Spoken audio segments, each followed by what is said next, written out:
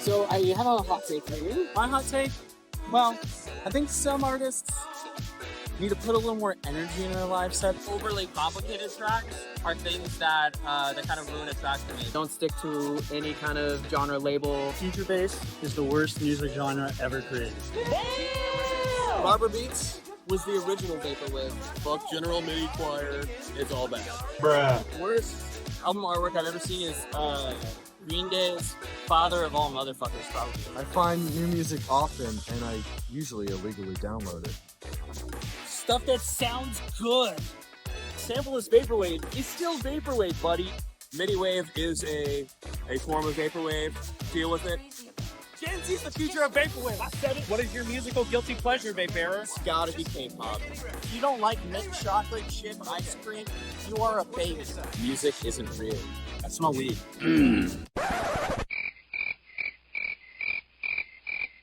I'm Dan Mason. This is Vapebearer. This is FM Skyline. This is Mesh. Yo, this is Groovy Kaiju. This is Christ. You're listening to Hot Takes. That's the one. Don't touch my records.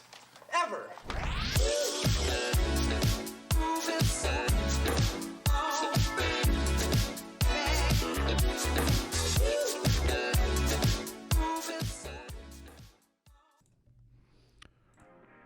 What's up, everybody? Welcome to Hot Takes. It is I, young SHIRO, and my colleague, Skeleton Lipstick.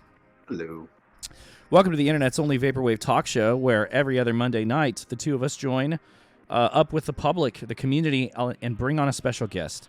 We like to talk shop. We like to talk about our likes, our dislikes, and we like to find out what you like and dislike and turn it into a huge roundtable discussion as opposed to just a simple interview show. This is about art, music, and everybody's thoughts, arguments, debate topics, and geek out topics. So welcome to the show, those of you that are new and those of you that are veterans.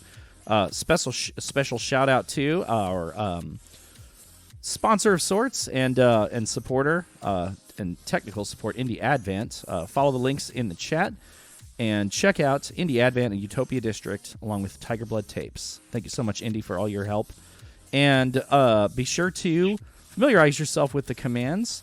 You can follow. You can Skelly. You can SHIRO. Let's get that SHIRO out. You can check out our Spotify playlists. Jump in our Discord server.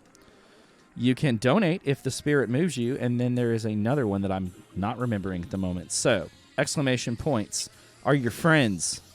Check those out. And any emojis you use show up on the screen. So blow up those emojis. Keep it kind, please. No punching down. Punching up is, in fact, encouraged. But we don't do any sort of racism, sexism, homophobia, or transphobia on Hot Takes. So keep it clean. I don't even think I have to tell you guys that. And have fun. We're going to get to know our good buddy, Device Operator, tonight. If you're not familiar, Device Operator makes all kinds of music. Very multi-talented individual with releases on a recent release on Pacific Plaza. One, I believe it's Kiwi Pop. Banging, bouncing, future funk record that we'll talk about in a little bit. So we're very excited to have another member of the Pacific Plaza family join us tonight, and we hope that you will blow up the questions. What? We'll be saving all questions for the top of the hour, of course. But we're going to start tonight's session off with some recommendations, courtesy of Skeleton Lipstick. All right. How are we doing today, guys? We're doing well? Phenomenal. All right. So recommendations today. I think I'm going to start with, let's see, what do I want to start with? I'm going to start with an album on No Problema Tapes by Gore. I think it's called Victim Mentality, maybe, or Victim. It's a Barber Beats style album, but do you hear me? I hear you just fine. All right, good. Just making sure. Yeah. I froze for a second there. Called Victim, I think it's called Victim or Victim Mentality. It's in the kanji, so I'm not exactly sure what it's called, but it's got the it's by Gore. It's the Lux linked it. Shout out Lux. Oh wow, that was fast. I think it's number like 13 in their Barber Beats series. I really enjoyed this album because there's a lot of dynamics going on in it. I think that sometimes people have the complaint that Barber Beats is pretty simple, but I found this album to be quite dramatic, actually. There's a lot of Did you say tension. dramatic or traumatic? you would think traumatic from the name of the title, but actually dramatic. Thank you. I Sorry to interrupt. No, I found it to be a very interesting experience. There's just like a lurking sense of menace throughout the entire album that I can't quite put my finger on, but really amuses me and kind of brings me into an interesting little world where I'm in some sort of strange waiting room for some that's completely empty, and it gives me that sort of sense of emptiness inside, but also a sort of like tension about, well, what's going to replace this emptiness at some point. And the songs actually flow together quite interestingly. There's a lot of really cool, as I mentioned, dynamics that are going on it, where the songs don't just remain the same throughout the entire song, but change up. And I highly recommend it, particularly if you're someone who has kind of dismissed a lot of the Barber Beat stuff. You know what I mean? Guess I better check it out. Yeah, if you dismissed it in the past, and you're like, maybe you've gone away from, like, you didn't want to, you haven't listened to anything in that world for a while, I'd say go back and check this one out. It might change your mind a little bit. Okay.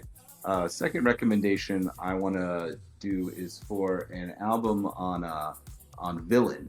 And let me Villain's hard as fuck.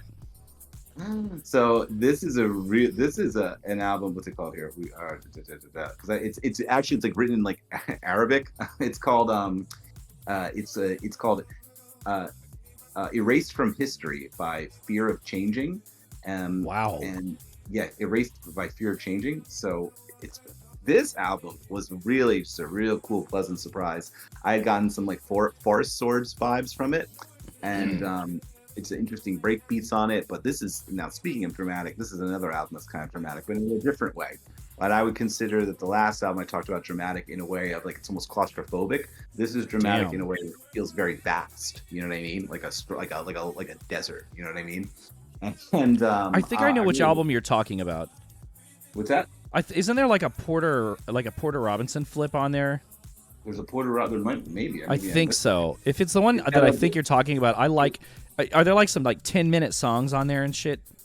No, actually, no. No, the Okay, songs on this album are different actually pretty short. I didn't hear anything. I'm interested to hear this Porter Robinson flip this out though, because I don't think that's not on here. I'll send that to you later. The songs on this are actually pretty brief, which is ironic because the album feels so vast. But yeah, you can just really it's just like, you feel like listening to the album is like opening up some sort of lost tome, like a book of dead names of some sorts. You know what I mean?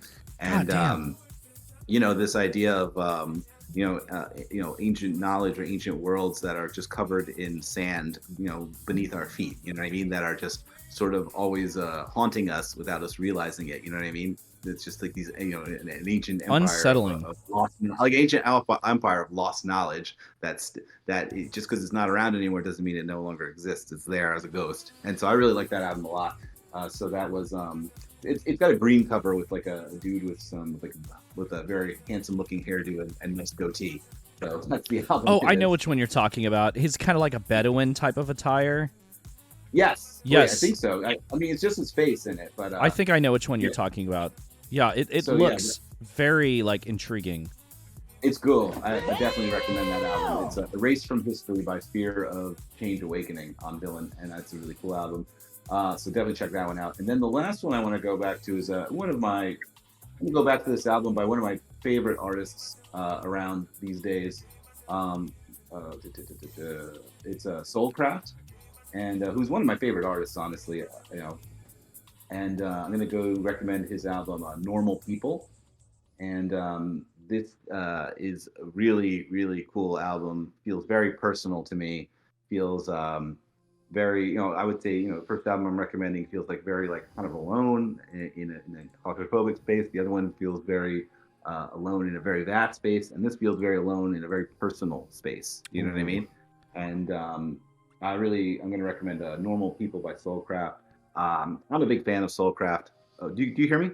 Yes, Hello? yes. And Lux already linked to the album. Shout out Lux. My internet's a little bit weird these days. So, a little bit weird today. So, but Soulcraft is probably one of my favorite artists in the scene. I think they're relatively underrated, and I think they do brilliant work, and a lot of it. And they're just phenomenal at constructing these songs, and I'm never exactly sure which ones are completely samples and which ones are original work. But yeah.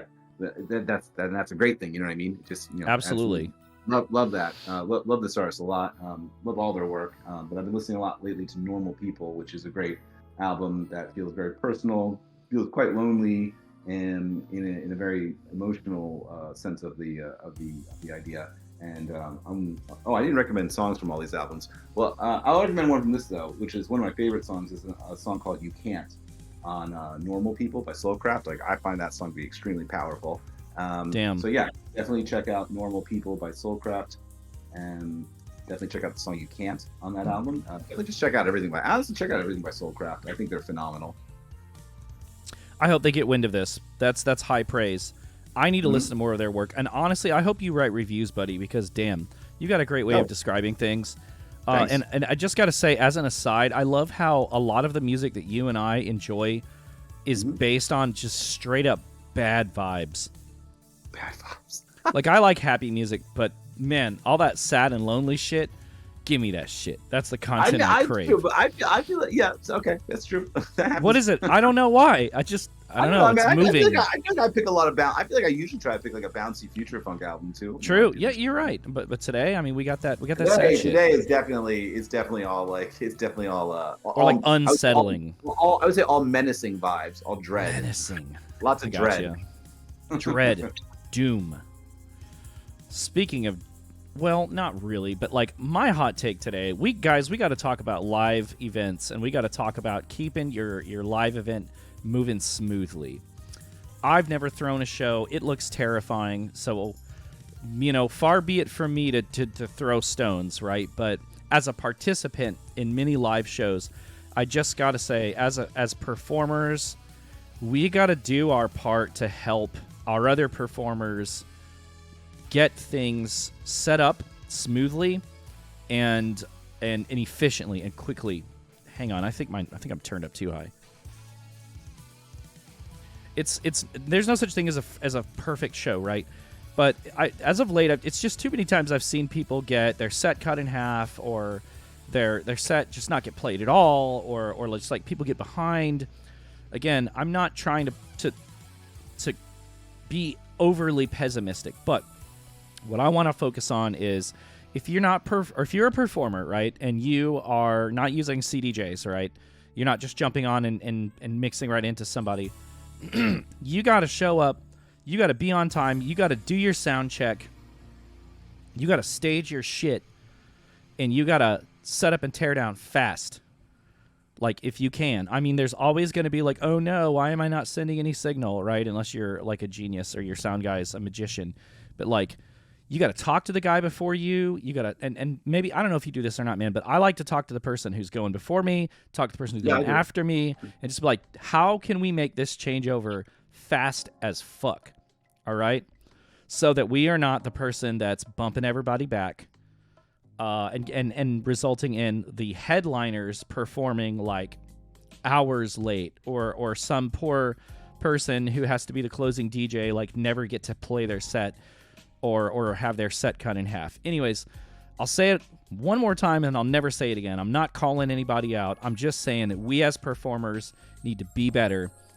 We need to have our shit set up and ready to go. We need to show up. We need to do our sound checks. We need to set up and tear down fast.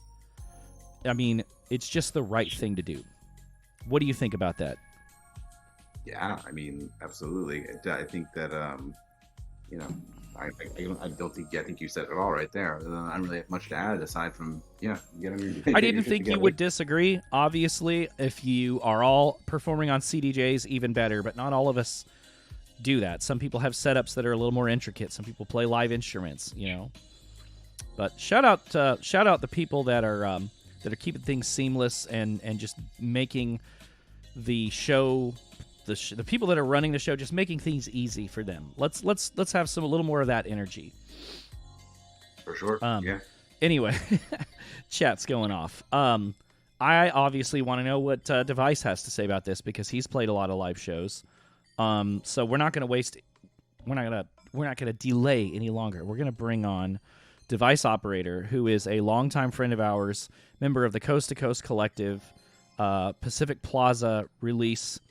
I want to say multi-time release artist, and performer, believe based out of the Louisiana area. So, would everybody give a warm welcome to Device Operator? Let's take that screensaver down. You're live, buddy. Hey, how's it going? Welcome to the show. Thank you. Hi. So yes, I like that hot take. Definitely have a lot of thoughts about sound check and the importance of sound check. You know, I will say at something like the tape swap, it went super smoothly. You know, I just went in, at least for me, I just went in there, plugged up the USB, and like, yep, it's USB, it works. Yep. Right time.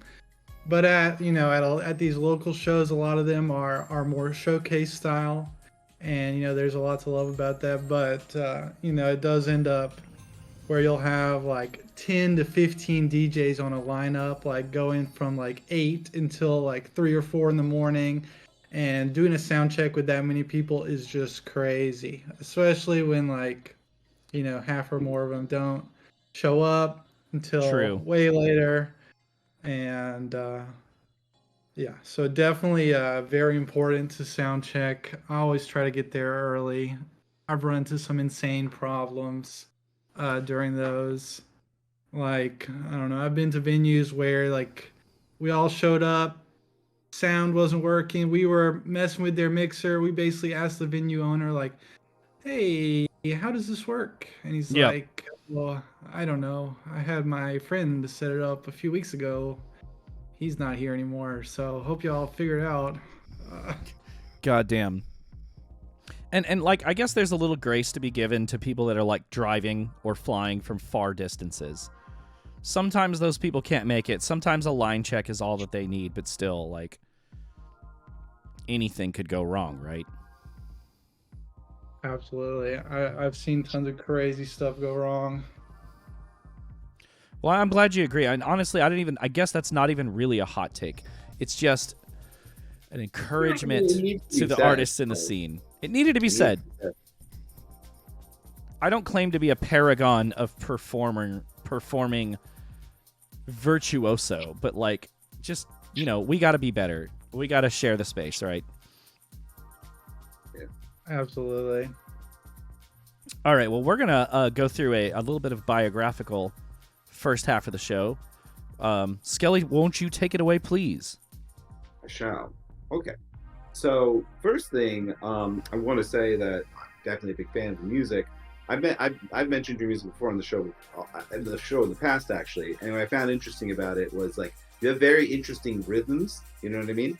That like really kind of switch up the sort of future funk dance sort of vibe. And I just kind of want to go back a little bit, though. I want to get to your process for how you make this music. But first, I guess let's just go back to, when did you get started making music? So it was a long road, as it is probably for most people. Yeah.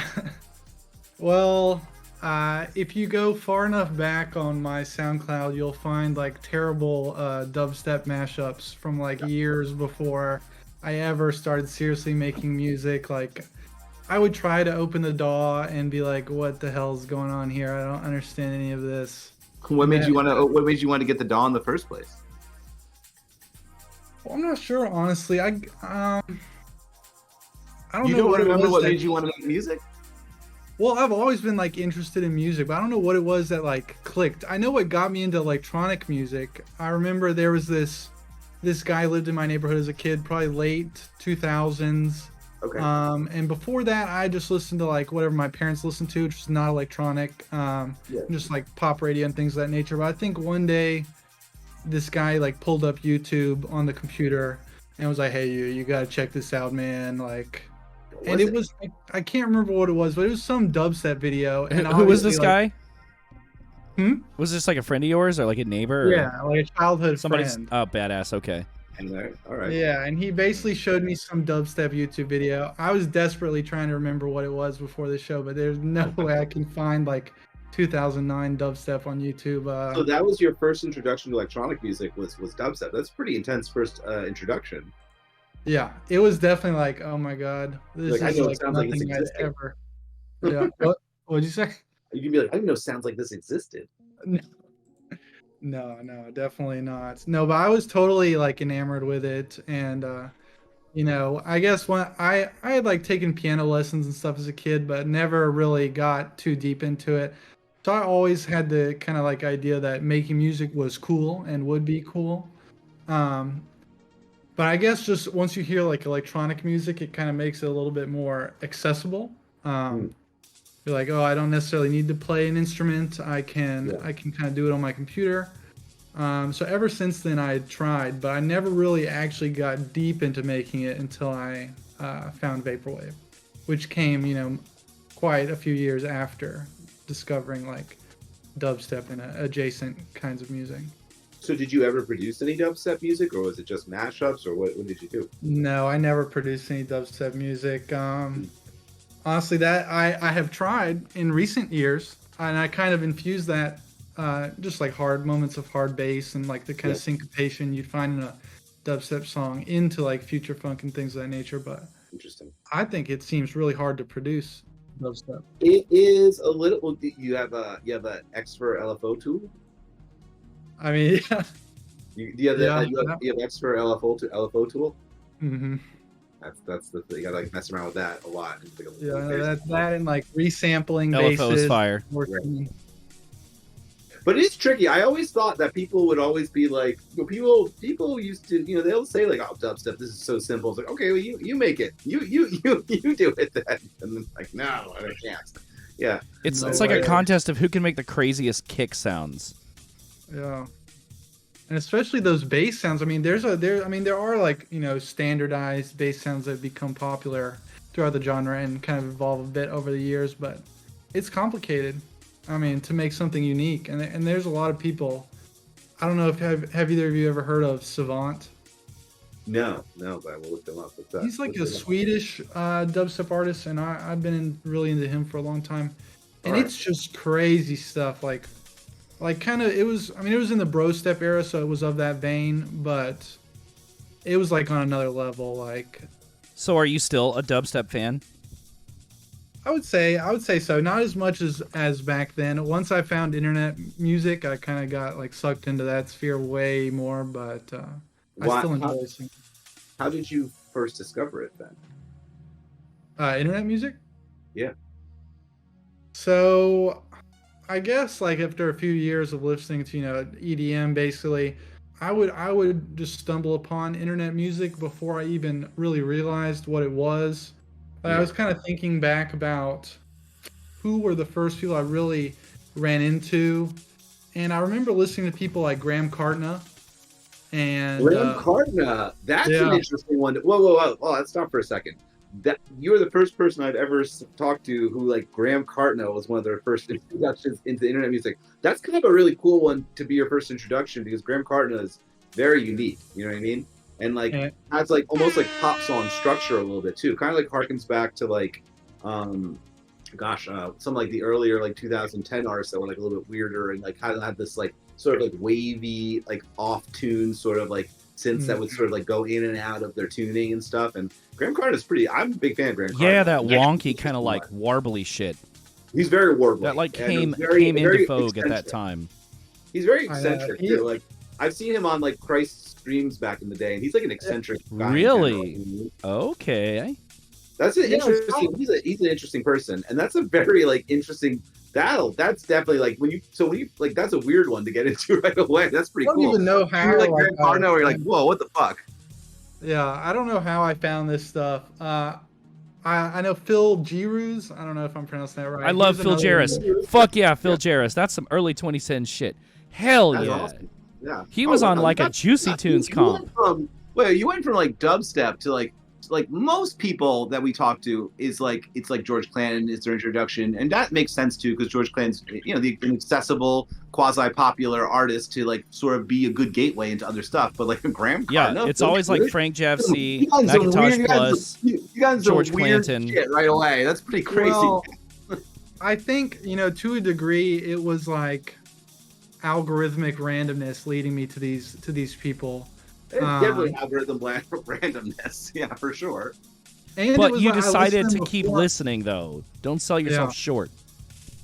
Yeah, you know, at the time that I was listening to them, I didn't even know that vaporwave existed. That was probably like, you know, 2014, 2015. I had no clue at that point. And then later I came to realize, like, oh man, I was listening to some of this stuff like almost by accident before I even really got deep into it. I think my first introduction into actual vaporwave was probably like the more ambient side of stuff, like 2814 Telepath. Of course. The Dream Catalog greats. Yeah. Nice. Yeah, that was definitely where I started being like really deep into it. Started like scouring the labels and things of that nature. And then I came across, I really liked like trademarks and copyrights. I love Sonic, trademarks and copyrights. Hell yeah. That's great. love them. Great Like late night Zadig, lo-fi. For sure. Zadig the Oh my Jazz goodness. was another one that I really Yeah, enjoyed. that's a deep cut. Nice. Yeah. Yeah, and I started finding that stuff, and that's when I started really getting into it and trying to like actually make some myself. You know what's very interesting is like you're maybe like one of the first future funk-ish art. That explains why your future funk kind of sounds so slightly different than some of the other stuff.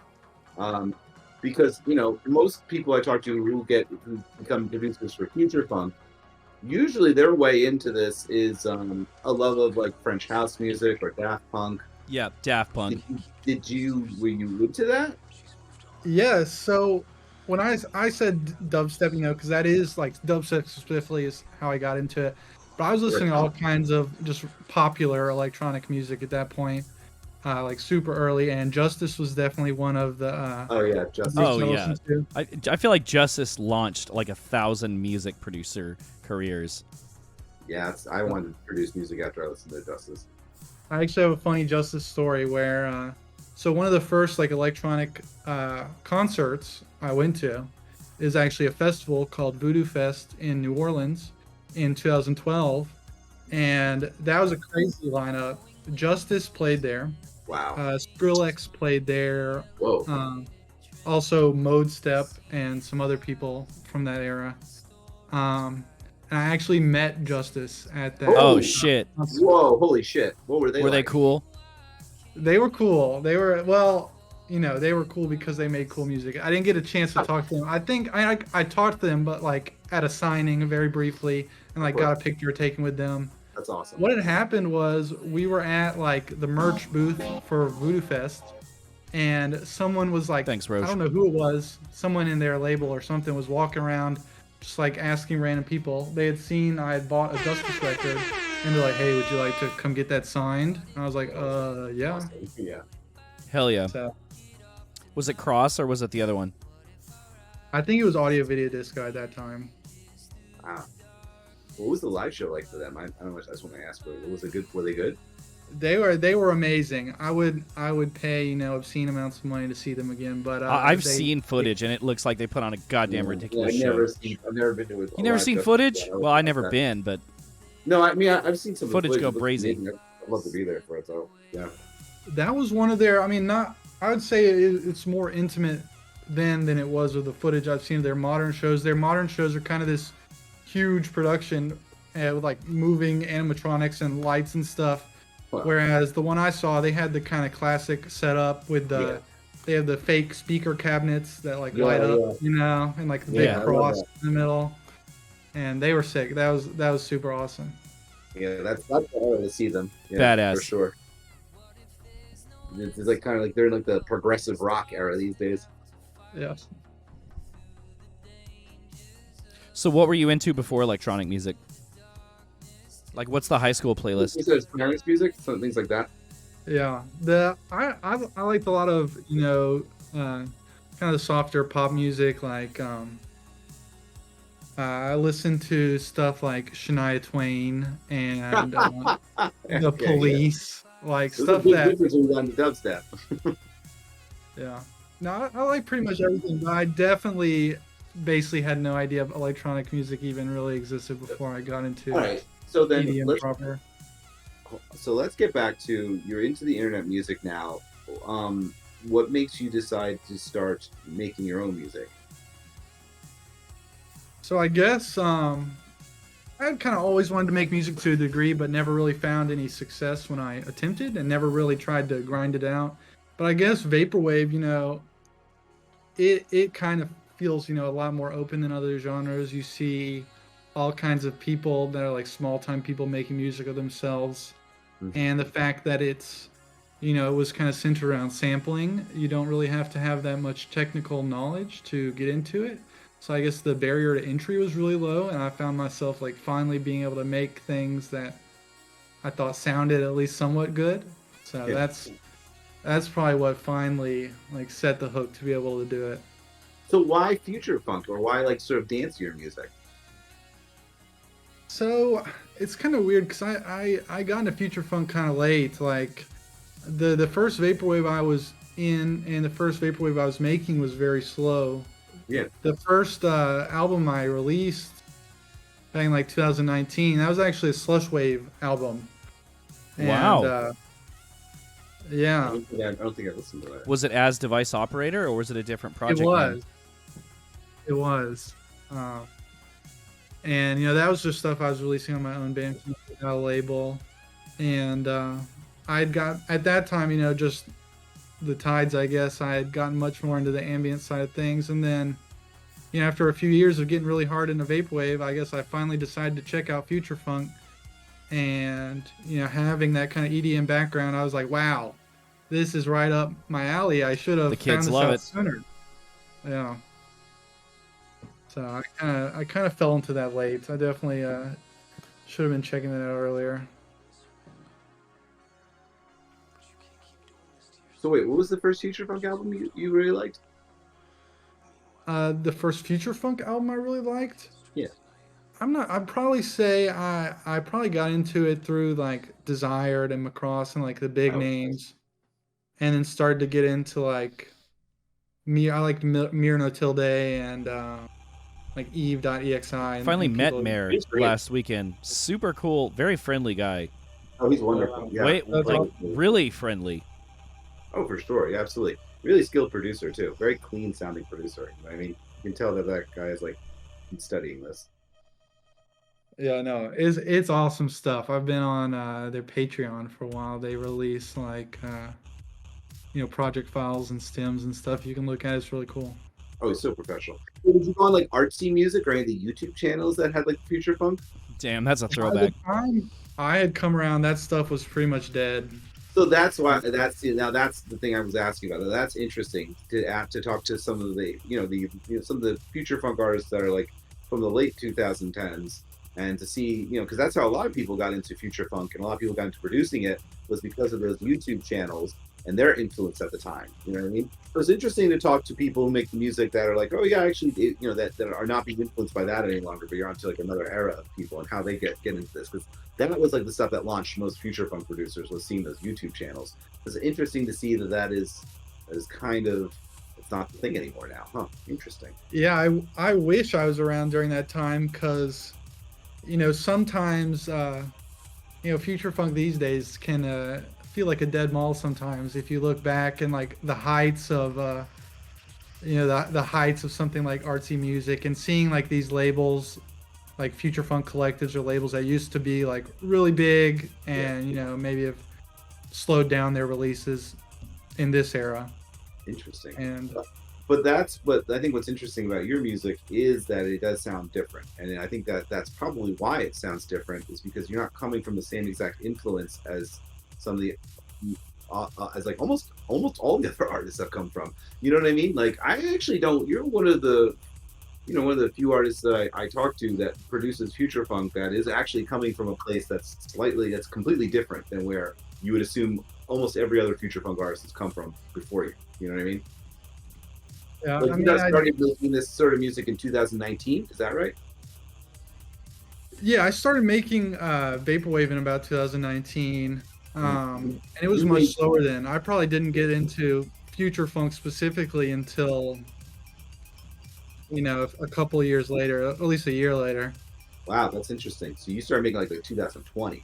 So you really, you're in a unique position because you're coming from in producing this music from a completely different viewpoint than the artists prior to you, and that really means that there's probably a lot of other artists like you that are coming from a completely different viewpoint when they approach the production of future funk. You know what I mean? And I think that's what gives your sound a little bit of a different edge to it. Mhm. Yeah, and it was definitely, part of that is because like I did start off in vaporwave. I kind of like the slower, groovier stuff. Like the kind of future funk I had heard before getting into it properly was stuff like X waves, where it's kind of a mismatch, like a combination of vaporwave and future funk. Yeah, like X-Waves is kind a of good like example. a slower, groovier vapor funk vibe, like a Keats Yeah, Collective X-Waves is a type good sound. example. X-Waves is a good example of that. Yeah. Love that vibe. So that's Yeah, interesting. definitely. And then I kind of just turned up the speed, I guess, on each try. And I'm trying to turn down the speed again soon, though. But we'll see. So it's interesting. So what was your process like when it comes to producing this music then? How do you start it? Because the thing about the music is it's kind of all over the place. It's rather unpredictable, you know what I mean? But still like has a great groove to it. So it's interesting. I'm wondering what is your process like? Yeah, so since I don't really have, I have some music theory, like I've taken courses on it, but it was never like a main course of study really. So I don't have much music theory background. So when I was first getting into making it, and even now, I basically start off almost every time just trying to pull catchy bits out of samples. And that's usually where I start, honestly, like finding the good pieces, kind of categorizing them, and then I'll just throw stuff at them, try to make grooves out of these tiny pieces of samples, see what works, see what doesn't. Basically just cut until it's honestly kind of like a happy chaos process. That's a good way to describe the music. Yeah. A happy little accident. Happy chaos. Yeah, honestly, that's why I find the songs I make typically don't really have a kind of traditional structure. I've definitely tried to I was gonna say rectify, but it's not something that necessarily needs to be rectified. But kind of adapt to that in a way, especially when starting to DJ and stuff like that. I'm like, oh, I need to make some edits of these so it'll actually work. Yeah, that's very tough, huh? Yeah. It's pretty cool. The song's pretty cool, but then you're like, oh man, this is tough to mix. Yeah. I mean, that's a lot of future funk's tough to mix. I think that like getting into DJing. Really? You think so? Is it because the cuts are too quick? Like you can't like do that long slow blend, or are you trying to do like these intricate mashups and you just can't? No, I never. It just some of them like even just trying to do basic blends, like they'll have kind of hard cuts or like weird bar timings where the transitions aren't exactly what you would expect, or they break off into some like vocal sample, radio sample. I feel that. There's a really good. There's actually a lot of artists where they'll fuck with the tempo, and it's just like you stop that. Got to cut out before that shit. Yeah, I mean I love all that stuff, but it makes DJing it's super hard. Is there any particular artists that you're listening to that like give you inspiration before you make your music? I'd say, honestly, one of my biggest inspirations in terms of making music has got to be Diskette Park. Diskette Park. Damn, is great. that like? I love Diskette Park. Is that Lasership Stereo or is that the other Diskette? No, Diskette Park is they've had a bunch of albums on like Business Casual and such. Okay, I'm thinking of the other Diskette. And they actually they vary themselves quite frequently with their sound styles. Absolutely. But I love Diskette Park. That's one out. Yeah, they make a ton of stuff. I mean, they have like the kind of slush wave all the way to something like maybe the dream tone kind of music, but the kind of music I resonate with them the dream most. Tone bangers. Like they had like an album, like they had that album Vision, which was like the 4 songs on it, which was like totally just like weird like ambient stuff. They're really interesting artists. I'd say the ones I like resonate the most with is like. are, sorry, what were you saying? Community and Reading Room. Those Reading stand Room out to me because they're just like so different. I've never really heard anything like that. That makes a lot. No, Community. Community is the album with like the 2 faces on it, right, facing each other. with like the. Yes, the Oh, that's a colorful. great album. I love that. No, Discount Park is definitely another underrated artist. Well, I mean, not that I mean, Damn, they're I known, need to but, hear like, more of that I think shit. people should listen to them more often as well. And I think he's a very interesting artist. I'm a big fan of even their first album, which is like called Zip Drive, which is like some vapor funk stuff. I used to play a bunch of that stuff at Kimberly Chill all the time from that album, off from that album. Yeah. No, I'm really interested in that stuff. It's just like crazy rhythms, chops you wouldn't expect, like really interesting use of samples, especially in the community and reading room ones, because they kind of diverge a bit. They're not necessarily like a vapor funk or you know the slower kind of stuff they make. It's just really out there. Yeah, they are. Isaac, do you remember like maybe some like early like Dante Marzayetto stuff? Yeah, I think so. So it's kind of like that a little bit. Okay, I would be down. Some of the early. Is stuff it by punchy Dante. though? Yeah, it's punchy. It's great. Cool. Shit, I'll have to This get Park's with you awesome. later and I'm a get big- those reps. I've been a big fan for a while. That's Very cool, I'd say, man. like, That makes those- sense. That makes sense. You definitely fit in like a category similar to Disket Park then. I really like. I'd say like for people who haven't heard it, it's like almost the rhythms on some of like the One Otrix Point Never albums where it's like melodies kind of colliding on top of each other and like blending together. It's kind of like that, but cleaner. You it might have doesn't- just sold me. There's absolutely no way I haven't like recommended Discat Park. Probably I probably have recommended Community on this show at some point back maybe a couple. Thank you, couple years Caspero. ago. I'm sure I have. I know I've recommended Discat Park before. I've definitely put them on when I used to do the playlist. I definitely used to put them on. If they ever came out, I always put something on by then. They're awesome. All right, I'm excited. I'm happy to have an opportunity to shout out Discat Park. Hell yeah. Well, I hope they find this. So that's interesting. So Discat Park, okay, that makes a lot of sense. So okay, let's get to the live performance stuff because it's true. You do a lot of live events. How did you make the transition to that? When did that start? I mean, I've seen you advertise that before on like your Instagrams and such. Yeah, honestly, I got into it, I guess, just because once I got into Future Funk, I would see all these Future Funk artists doing live shows, and I'm like, damn, that looks super cool, super fun. I would love to make and play music like that. But obviously, there's not really a scene for that here. Where do you live again? I live in Baton Rouge, Louisiana, which is like an hour away from New Orleans. Okay, all right. Pacific Plaza says Disket Park is in New Orleans. Oh shit. Yes. Oh, you knew that. All right. Yeah, yeah.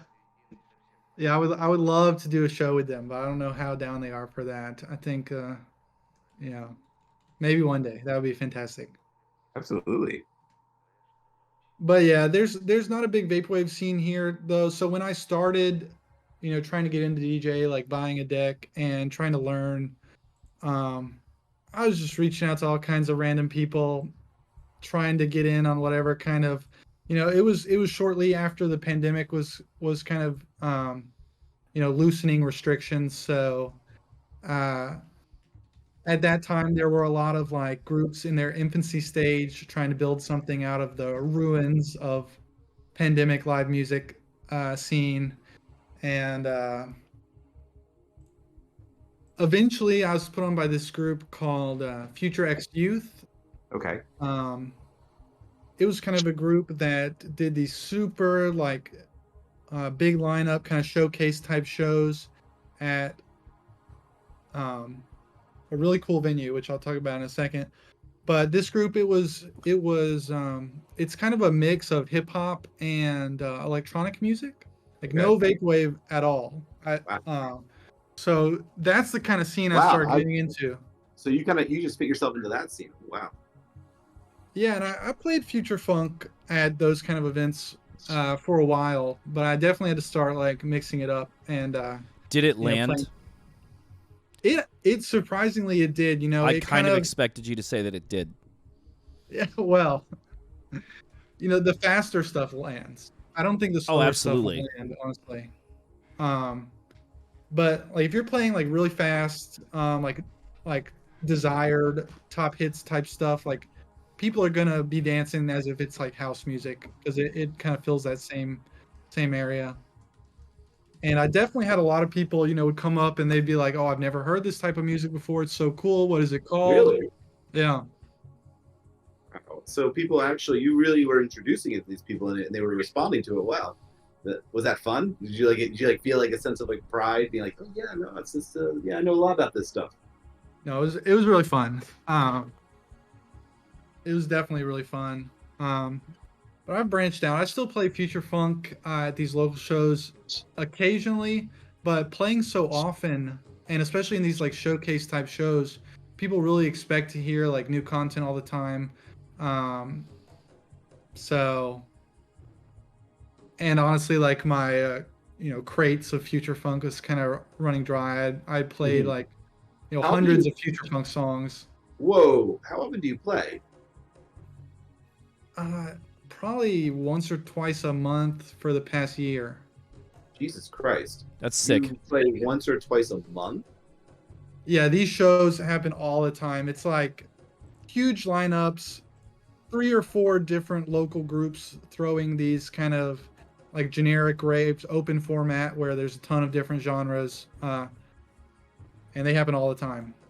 Wow, that's pretty vibrant. Yeah, it's crazy how big the scene grows. One of the not label, but one of the venues that actually had a big part in this, they're called Yes We Cannibal, and it's a really interesting space. They're kind of music venue / art gallery / like anarchist communal collective thing. Like it's just an amazing like Sounds cool group as of fuck. people. Yeah, the people who run it, they're just doing it on their free time, on their dollar. None of the shows ever cost money or anything. It's all kind of like open to the community, showcasing the art in the community. They do all kinds of shows there, of course, not just electronic music, but everything.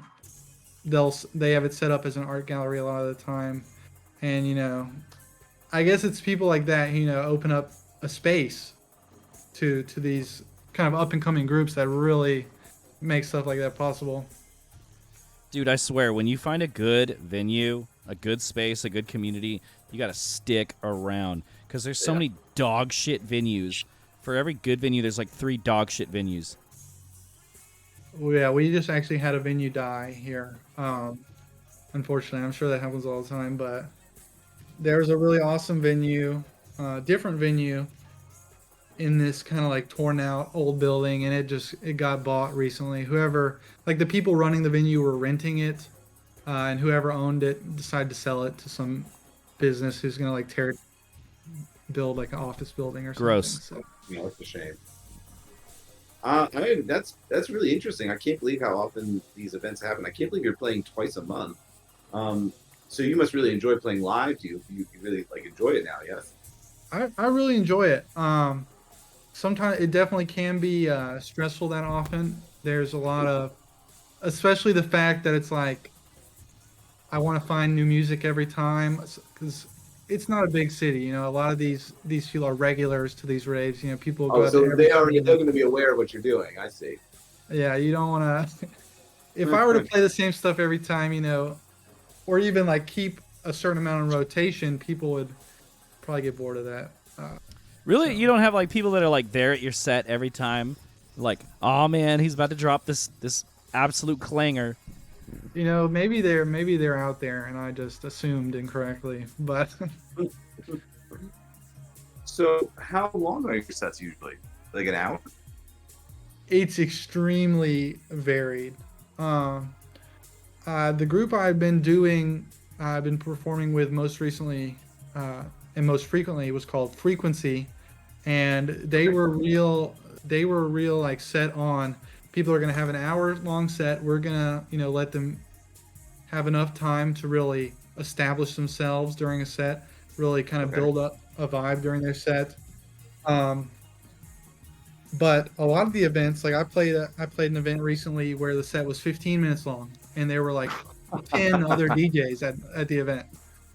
So Wow. it's extremely varied. Like I said, a lot of them are like showcase type events where there's tons of people playing, and sets are really short. And that's an interesting challenge too, to like try to make a statement in such a short period of time. No, it really is. You're right. That's actually that's like one of the most challenging things ever is when you have like such a small amount of time to get across what you're all about. Yeah. It's a fun challenge though to both ways. I mean, Yeah. because in the 15-minute sets, you can try out like really fast mixing you might not do normally. It's interesting though. It's definitely super varied, and like I'll try to tailor it too, because like some of the events, like it's majority of you may be playing with like a quarter DJs, and the rest are like local hip hop artists. So the music Oh wow, people that's an might interesting want to mix. hear, yeah. Yeah, I mean Louisiana and Baton Rouge in general has a really large like hip hop scene, so a lot of these events are centered around that, and it's really cool. I love hip hop music, so Yeah. What is Wow, your that's- what that's is like neat. a style of music that you would really like to mix live that you've just not had a chance to do? vaporwave. You've never done a classic vapor set once? I mean, like classic. I'm talking like slower. Like That's what I never mean. done Not once? no, I mean I maybe mean, I've what only comes done it close- once, but you know. No, I would love to do that, but I don't. Somebody wants to hear it. I don't know if anybody here wants to hear it. But, There's got to be there's somebody there. Yeah. yeah. Oh wow. I do love it when you find somebody that's like, do whatever you want. And you're like, Yeah. are you sure? I'm gonna make you regret that. Careful. Yeah. I mean, the closest I've come probably is like at, it's something like the Tape Swap or Club Genki. I'll play my own music mostly, and that's slower at some points. So that's the closest I've probably gotten to that. But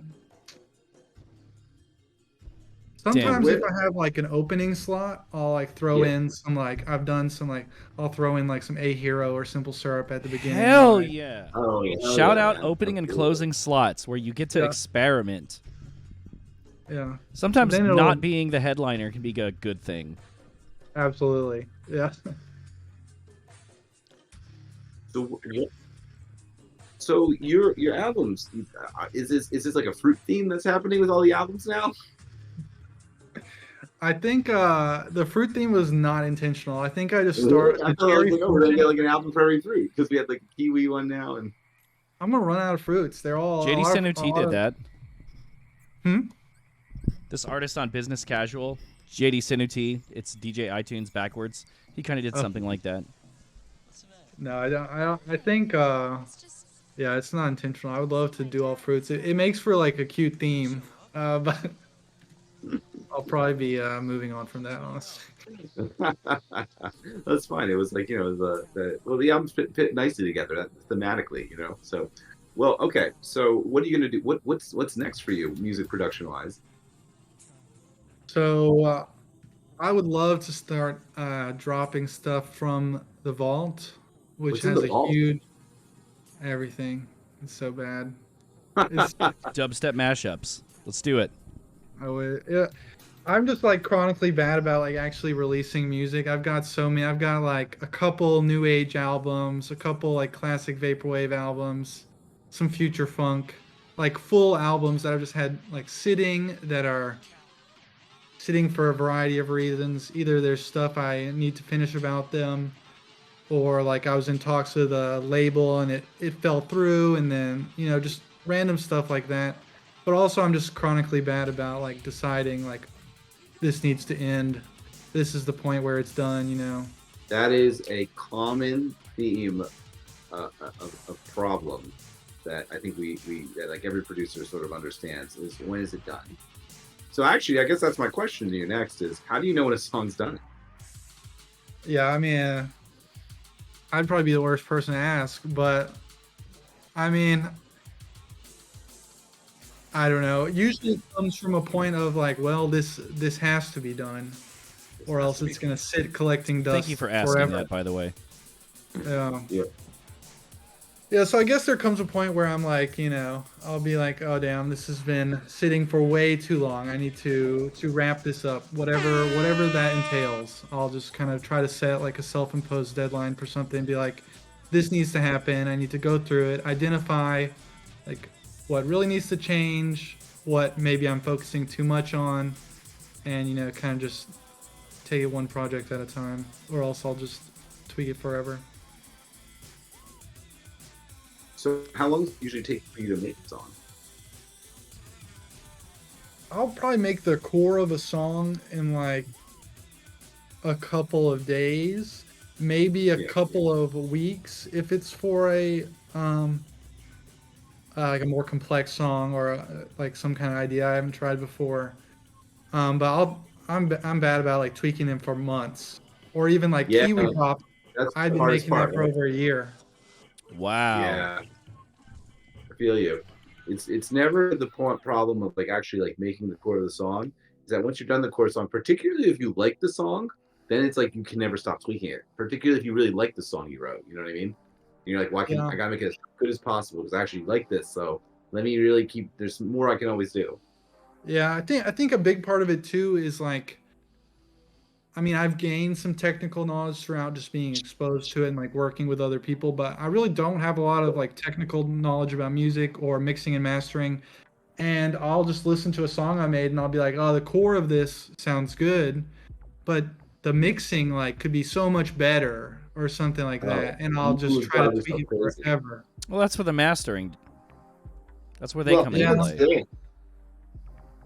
Let me ask you this. Like, when you listen to like a song, whether it be yours or somebody else's, do you tend to prefer like the core hook, or do you usually like favor the part 75% of the way through when everything's kind of swelling and everything's coming together to a crescendo? What do you like better?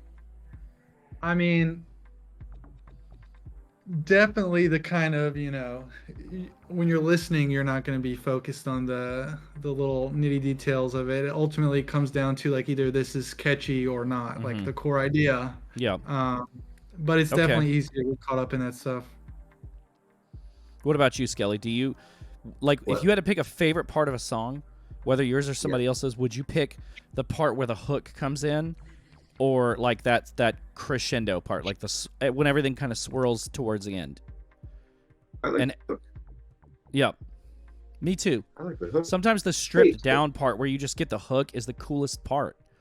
You know, yeah, for sure. I agree. Especially in vaporwave, I'd say a lot. I mean, some of the best vaporwave is just the hook repeated for like 5 minutes. So yeah, that's like exactly what it is. Well said. Right? How did you get involved in Coast to Coast Collective? So that's probably through we were all part of the Chillwave Kittens server. Shout out, great guy. Shout out Chillwave Kittens. Yeah, I made a lot of friends there with like, Luxury Noise and Limerence and Shout out Econo Luxury Janice Noise and Limerence. Shout out Limerence, FKA Patch Notes, Limerence. Yeah. Love that. I think Soft Velvet was there at that time. Yes. I just got involved with them and they started doing Coast to Coast, and I was invited to do that. And I also really like that, they kind of, a lot of them, they'll put a lot into a set. Like it'll be really high production quality. And, I was kind of interested in doing the same thing, like filming sets, having interesting lighting, interesting B-roll, things of that nature, and just kind of bringing URL shows to like a next level. And they were all into that, and we just got along really well. Yeah. Oh yeah, I participated in the compilations as well and shows. Absolutely. Guys, we're going to take a quick intermission. Everybody go take a break, get a drink, use the restroom. But we have a very special video, courtesy of Luxury Elite, who, by the way, is the only reason that I'm able to use these headphones tonight. Damn near almost had to call off the episode because I lost my 1/4 inch to 3.5 at Flamingo Fest. So shout out Luxury Elite. But everybody take a quick break, turn it up while you're out of the room, because we've got a very special deep dive into Not Fun Records, courtesy of Luxury Elite. Good evening, Hot Takes viewers and listeners. My name is Robo Lux, and I am the spokesperson and PR representative for Luxury Elite. Lux uses me specifically for episodes of Neon Nights, her online radio show, or for other times, like this one, when she's too lazy to hook her microphone up to her laptop. After being asked by young SHIRO to do a video for Hot Takes, Lux knew she had to do something special. Would it be favorite songs? Favorite albums? Worst cursed food images in the hot take server? No. She knew she had to go back into the archives for the vaporwave historians out there. One of the bigger influences for the vaporwave first wavers and early adopters was a genre called hypnagogic pop, and quite a bit of it was released on a label called Not Fun. Not Fun was a label created by Amanda and Britt Brown back around 2004, and much of the early output centered around experimental rock, psychedelia, and drone. However, as time passed, releases became more centered around new age, synth pop, hypnagogic pop, and electronic music with disco influences. Their recent releases have really honed in on new age, ambient, and drone. Lux highly recommends you check out Not Fun, as well as its house and disco sister label, 100% Silk. Now that Lux has given you that history lesson, she is going to discuss 5 of her favorite Not Fun releases, some of which are also all-time favorites. Here we go. At number 5, it is Urban Gothic by Xander Harris. This album is a love letter to 80s horror soundtracks, with imaginative titles and beautiful synthesized melodies. The song playing in the background is called Splatter in the Mouth. This album is highly underrated, and if you're a fan of synthwave, strange horror soundtracks, or dancey dark wave, Lux recommends you check it out. Also great to listen to on Halloween night. Lux's album pick for number 4 is Sweat Sweat Sweat by Lex Sweat. This album is a sample-based funk album, filled to the brim with chopped and screwed fantasticness, influences of sleazy R&B, with a cherry on top of vocoded vocals. It's an extremely sexy album, and very ahead of its time. This could honestly be considered a vaporwave album to some and would probably be successful in the scene if it was released in present day. Alas, this album, and most of Lux's picks, are around 10 years old or so at this point. The song playing in the background is called Touch Your Body. So Unreal by LA Vampires featuring Matrix Metals is number 3 on the list. Fun story with this one. Back in the early turntable.fm days, Lux did not get hypnagogic pop or early vaporwave at all, and actually really disliked the 80s aesthetic and vibe both seemed to be going for. One particular weekend in the summer of 2011 changed Lux's life, when 2 albums opened her eyes and helped her see the light. One of them was Midnight Television's self-titled release On Bear on the Rug, and the other was So Unreal. It was an absolute game changer for her. The original Matrix Metals demos of these songs were much faster and dancier, but the crew behind LA Vampires slowed them down and gave them a bit more of a lo-fi flair, and Amanda Brown's vocals, which could admittedly be polarizing, fit like a glove with this particular release. The tracks made you feel like you were in a dream world, and Amanda was the commentator/tour guide. Some songs were slinky and sexy, some made you feel like you were driving down the Pacific Coast Highway in the end credits of an 80s B-movie. All of them were wonderful. The song playing in the background is the title track, So Unreal. Rest in peace, Matrix Metals. At number 2, it's Delta Horizon by Eleventeen Eston. It could honestly be tied with the number 1 pick, but Lux is trying to keep it simple. This album was originally produced during the peak of hypnagogic pop, between 2010 and 2012, and could have easily been on Old English Spelling Bee alongside Rangers and Last American Hero era James Ferraro. However, Delta Horizon came out years later in 2014. In Lux's eyes, this album is criminally underrated, perhaps due to its belated release and people not paying as much attention to hypnagogic pop at this point. It's an absolute masterpiece. The vibe of the album is very much a long-lost soundtrack to the Saved by the Bell Malibu Suns episodes, very water-fueled and sailboat-inspired. However, Lux's favorite track, which is playing in the background, is called Panulira Cygnus. It's a weirdly sexy, vaporwave parallel groove that makes you want to cuddle up with your boo while watching a beautiful beach sunset. And at number 1, it's Motor City by Sand Circles. This album is a synthesized journey through an industrialized fantasy city, rough yet beautiful, very late 70s and early 80s New York City vibes, before you find your car driving upwards into space. Lux is a huge fan of city-themed albums, and Motor City was a mega inspiration for Noir. Lux loved the album so much that she risked overdrafting her checking account to buy the tape upon its initial release. The track playing in the background is called Downtown Hold Up. This album is hypnotic bliss, one that Lux never wants to end. If she could, she'd live inside of it forever. Sand Circle's lo-fi grooves had already been something Lux obsessed over, and Motor City surpassed all of her expectations. That was 5 of Lux's favorite not fun releases. She'll see what she can do about posting these and 3 honorable mentions in the Hot Takes Discord server. See you all later, and enjoy the rest of the Hot Takes episode.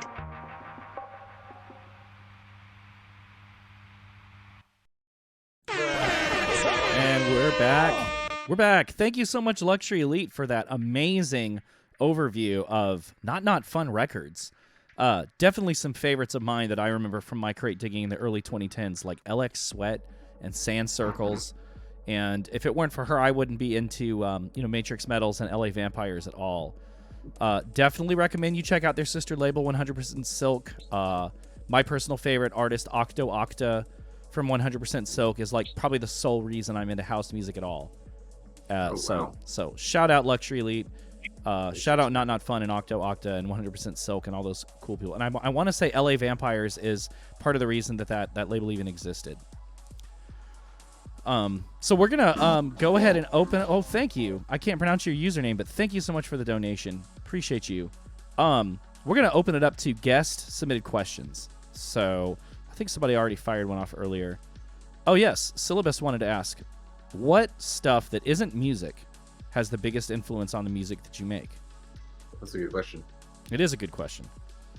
That is a good question. I guess the first thing that comes to mind, is probably what it is for a lot of people that make vaporwave. I've always been kind of into aesthetic pictures, specifically like really old pictures, like magazine scans from a long time ago, old pictures of like places like the city or something, but specifically like I really like mid-century modern, like really old pictures, cutouts from magazines of like old concept furniture and stuff like that. Huh, that's fancy. And cool. Like those concept cars from the 80s and shit. Yeah. Prototypes that never got actually made. Yeah. And I guess that comes into play a lot in vaporwave. I like that a lot of the albums are kind of very thematic and conceptual, and a lot of times the concept will be just kind of single picture, kind of pulls you in, and you kind of envision yourself in this kind of old place while listening to the music, and the whole album is kind of really conceptual and thematic, and I would say that's probably what influences me the most. I really like drawing an album on a concept of kind of imagining you're in some old place. That's cool as fuck, honestly. I think that makes for a really like tight concept. Just very immersive, KJ Valium, what is the worst Louisiana highway?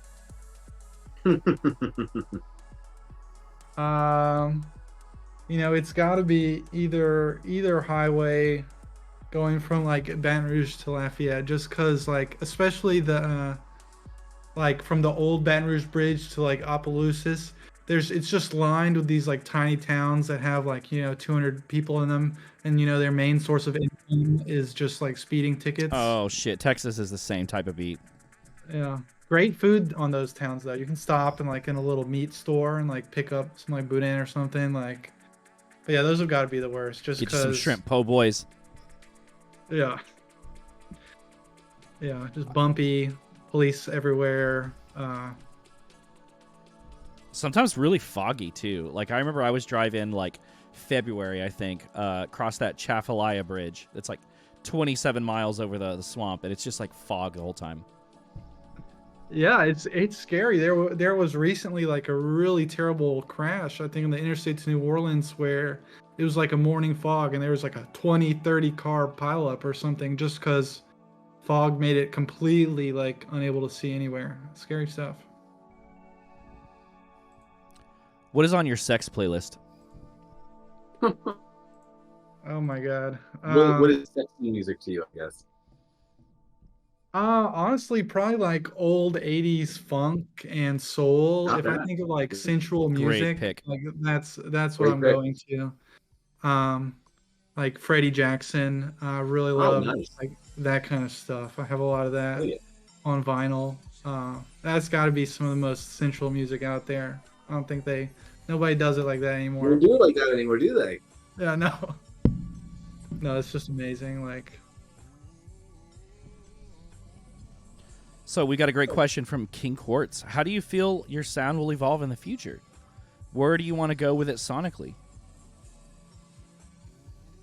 yeah, I definitely. I'd love to go in a few directions. I'd like to start releasing. Keep up with the faster stuff, but start releasing slower music again. I'm like I really love like old like 80s and 90s new age music. I'd really love to release stuff like that, and I have some, in the vault as well as stuff I'd love to do in the future. And that also brings it back to like really thematic, conceptual albums. In the like new age sphere, there's a ton of really like concept heavy albums. Like I've listened to albums of people Very that true. yeah, like people making albums that's like entirely composed of noises they think they hear on like a news set opening, and it's like 15 30-second clips, and that's the whole album, just like Yeah. sound design. I would love to do stuff like that. But I'd also definitely like to get more into music theory. I've considered maybe getting like a tutor. Oh, really? I have a friend who does that kind of stuff, and I've considered hitting them up to try to take lessons, because I do feel like I, very often kind of run into like that's the bottleneck. Well, I'll be trying to do something and I just don't quite have the knowledge to get there. I'd really love to go in that direction and learn more about the actual theory behind everything. Interesting. You have a lot of ideas. You have a lot of directions you want to go in. Yeah, I guess mostly just the I'd like to go slower and faster. I More like complex, that. too, sounds like. Lots more to wring from that stone. Absolutely. Yeah, I definitely like I talk a lot with Liminal Garden. We've been trying to cook up some new age concepts together, and that label's really cool. I'd love to put something out on that label. Little Garden is a really cool record label. I love the Be Careful albums that were they released on there as well. Yeah, there's some really fantastic stuff on there. And I know, I actually talked to Cats Corp as well about new age music before, and I'd almost put something out on Hiriath before actually, but then the pandemic kind of, they went into kind of a hiatus for a while. But I think both of those labels, kind of like Hiriath and Liminal Garden, they had kind of, at least, part of the vision for those labels was to, at least from how I understand it, was to maybe bring back a kind of modern resurgence of new age music specifically, and like kind of vapor Hell adjacent. yeah. But not a lot of people make music like that. So I think the labels, they did end up kind of being mostly vaporwave, just due to the, that was obviously part of the original intention, is to make it semi vaporwave, but I think there was definitely a new age bent to both of those that maybe it's not been able to be fully fulfilled yet. Sounds like you have a niche to fill. Yeah, there's definitely some people out there. I know, Alpha Chromeo, he put out a really cool new age album. That was one of my picks on the show before, actually, for one of my recs. Yeah. Yeah, they're very skilled.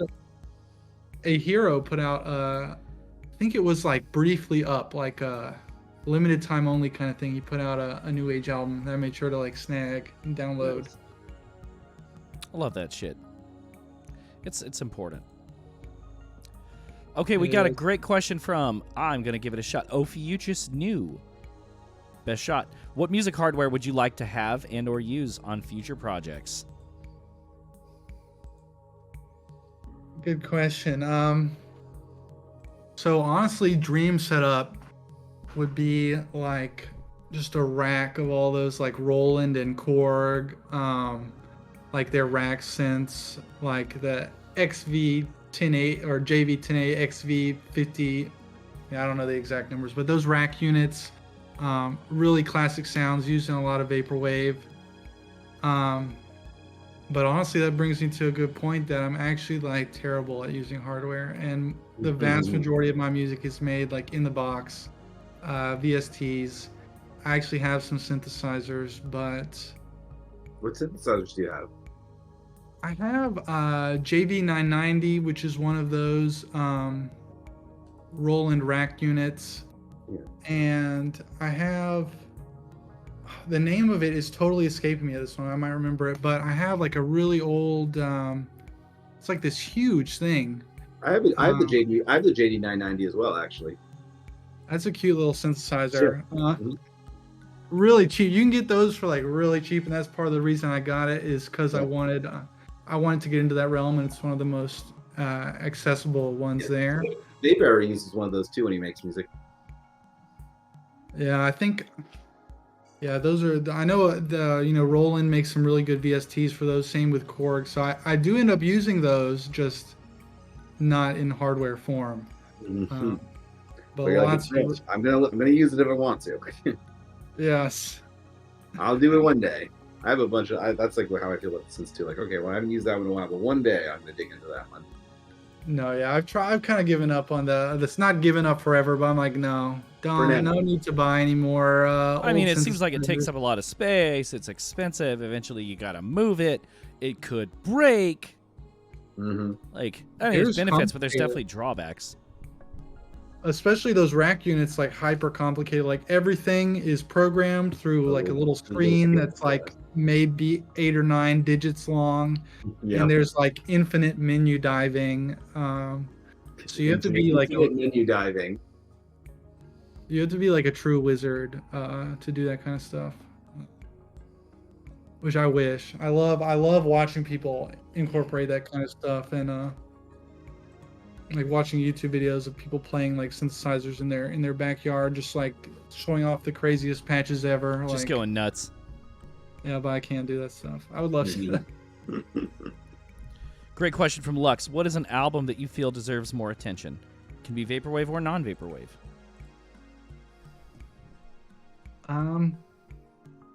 That's a good answer. A good question. Honestly, if I wouldn't have talked about Disket Park earlier, that would have been my answer. But I think some of the ones that I would say, I really have been thinking a lot about Neuroport recently. I've not heard them. They're really, maybe not old, maybe like 2015. They released maybe 5 or 6 albums. Some of them that's actually pretty substantial. Some of them got pressed to vinyl, even, and it's just kind of like classic vaporwave, like really cool sample chopping, and they've kind of disappeared. Like they still have a couple of albums up on their Bandcamp, but most of them have gotten removed. I think I've saved them somewhere. I sure hope so. Shout out you! I hate that shit. You've got like some very like interestingly specific, like sort of like deep cut taste in a lot of the. I love that. Like, like whether it be Graham Cartna or Neuroport or Disket Park, like it's very interesting that it's like very specific for you. You can tell bro's a DJ. And I think that's like the best way to do the whole music scene is to like just scroll through stuff, find one thing, and without having to look at too many recommendations from other people, and just discover what speaks to you. And it kind of takes you on your own path. And I think that's contributed to why your music sounds pretty unique. You know what I mean? Because your influences are pretty unique. They're not the most typical influences, to tell you the truth. Yeah, I definitely, probably around between 2016 and 2018, that's when I first like got into like really Bandcamp diving, like going to look back at all these like vaporwave labels and combing through past releases and things of that nature. And that's where I really came across a lot of the more weirder stuff that like I said earlier, trademarks and copyrights. That's a big Another one yeah. for me. It's That's another where interesting one. It's another interesting one That's to some shout out. sex Yeah, playlist again, shit you shouted right out there. a lot of things that are that are not that which are great, but they're not usually the first things that people shout out, which is interesting. So no, I think it's that's good. That's cool. I think everybody should treat it like that. Just go in and pick a few random things, and now that becomes like the most important vaporwave album to you, even if it's not the most popular artist. yeah, And absolutely. that contributes to you making like more. That if you do it that way, you're probably going to end up with some interesting music yourself because you didn't exactly pick the most obvious stuff. I think that's good advice to people in general. Yeah, and it's sad that a lot of that stuff has like gotten lost. I definitely really respect anybody who's doing like vaporwave archival work. Like Yeah. I know I see stuff. I mean, there's tons of people doing that, but a lot of stuff just gets removed. It would be extremely hard to find now. I know I've got like a folder somewhere with all the like kind of old stuff in it. I'll have to dig that up. Well, I mean, like the three of us are DJs. We have to have files. I've got files from 2012. Like, they may not be lossless, but like I'm sure all of us are archivists in a way. Yeah, you're right. Whether we're like intending to or not. We got another good question from Lux, by the way. Wants to know, in your extensive history of live shows in the last year, what was your weirdest live show moment? Oh, that's an interesting question. Well, I immediately think of something, but I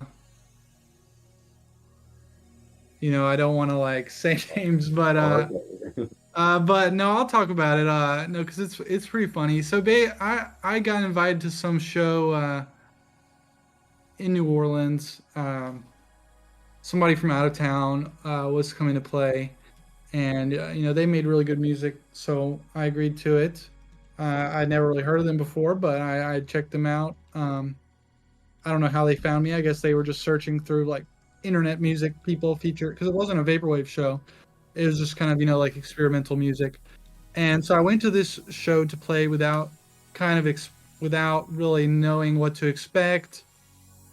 And it was just odd, not due to the fault of, the people performing necessarily, but like the venue it was hosted at, it was like a puppet show venue. A puppet show? I don't even know how What to is that? describe it. Like I think the venue's whole purpose was to do like puppet shows. That's pretty strange. Yeah, but I've seen a puppet show theater before. I like walked past one time and walked past them in like Lancaster, Pennsylvania. I was like, I didn't know that there was a place that that was what you do at these things. So you were playing at a puppet show? yeah, and well, it wasn't a it was not what we were doing. No one was doing puppet shows there. I don't know if they, if the person from the other state, if they booked this, necessarily knowing that it was like primarily a puppet show venue. But I think due to a number of factors, it seemed like the venue owners like hated us. Yeah, they were puppets. They were so mad. Don't you love those where it's like they like let you rent the venue and like you sell drinks for them, but then they just treat you like ass the whole time because we're like weird or whatever. Oh my God. It was so odd. I mean, like I remember like going up to buy a drink, and it's a small venue where like the owners or the people working the bar, and it was just so weird. Like I would go up to the bar to buy a drink, and they like wouldn't say anything. I would be like trying to make friendly small talk, and they would just have like, the angriest look on their face. And I'd be like, I'm so sorry. I don't know what I did. I don't know. That's some shit that would piss me off, but I wouldn't say anything out of respect for whoever booked me. Yeah. No, I mean, I'm over these. I'm sorry. I'm over these venues, dude. These fuck ass venues that just treat us like we're disposable. yeah. I mean, I've played at some amazing venues and some like outright, terrible, where it felt like, I'm like, you seem like you hate us. Like, why even? And it was not like it was justifiable, but I mean, they were probably, there was low turnout at that event. And, I think they were, kind of trying to wait to see if people would show up to start playing. And so it was off schedule. And, at some point, the venue owners were just kind of like, can y'all please start? And I wasn't the one organizing this event, so I was just sitting there like super awkward, like, oh my god, what have I got myself into? That's when you just have an extra drink and let that shit rip. Yeah. Maybe grate some cheese over your audience. Yeah. Pretty cranky people who considering they spend most of their time around like tiny little wooden like marionettes. You think they'd be a little bit more playful or jolly. Yeah. And also during that show, there was an act that was like, I don't know, not like interpretive dancing, but it was like in the nude. What? And I sounds awesome. I was like, oh my god, I did not expect this at all. And I had like brought a friend to this show, and they were like, what the hell, man? Take me to. Yeah. So I'm just like, oh my god. That's so funny because like whoever else plays it looks like you're tacitly and you're like, I do not endorse this. I did not know it's gonna happen. Like that's the worst. This is a really weird show. That sounds like when I went to go see. This is weird. That sounds like when I went to go see a bunch of DJs in Vegas and a collective that I was trying to join, and I didn't realize that it was like a kink party, like kink show at this art bar, and I was like just there to support and like kiss ass and try to join this collective, and then I turned around after the DJ was done and like saw someone getting like flailed on a rack. Like there was like naked pussy this close to my face, and I was like, all right, just turn back around, dude. Just let them enjoy themselves and keep pumping your fists. Yeah. Shout out. Outsider art. After that, I was like, damn, I gotta stop agreeing to stuff. I have to stop agreeing to everything that comes my way. Yeah. Or else I end Meanwhile, up Skelly's like, what venue was this? For a dance party hosted at a puppet dungeon. Yeah. And that's the thing too with like being in like fairly small cities with like an experimental electronic scene. Like a lot of the time you're going to be playing small shows. It's going to be showcase style. It's going to be like completely random artists. You might, feel very out of place on the lineup. But most of the time it's not like that. Most of the time, stand out. Even if it's like small and unusual, normally it's not like aggressive venue owners or something like that. It's usually, enjoyable. But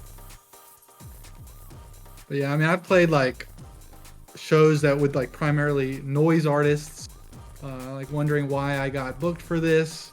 Yeah, but it was still good. Sometimes they want a variety show, bro. Yeah. Like I played a show with iClick, and they brought out like all kinds of different people, and that's cool because different crowds bring their friends, and everybody gets to experience something new. You get some like drum and bass, you get some weird chopped and screwed shit, some vaporwave. It all kind of intersects. This is funny. KJ Vallum just suggested a Skelly nude set. That I probably would not do a nude set, but I would play a dungeon party. I would do that. I probably would. Picture Plane does it. Yeah, I mean, it would be tasteful, and there would be puppets, of course. There would be puppets.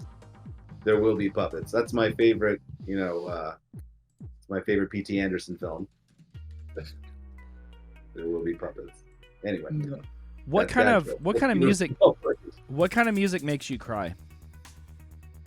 Makes me cry.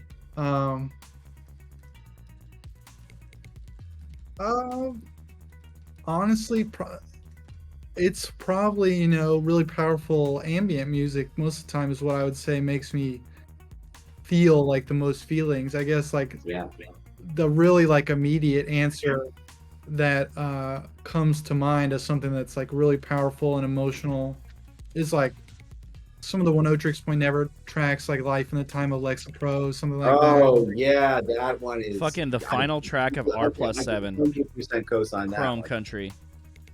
That Life in the Time of Lexapro, the one. Yeah, that's a good. Yeah. Definitely. I guess other really powerful stuff. I get like things that have like a nostalgic attachment to them. Like yeah. Ooh. I know it's not. That'll do it. like something like when I first got into vaporwave, me and my friends, we'd all, we would like hotbox the car near the lake and like listen to 2814 for like hours on end. So now whenever I listen to that stuff, there is like an emotional aspect to it because it is kind of emotional music, but you also, have that like remembrance of like first getting into that kind of stuff.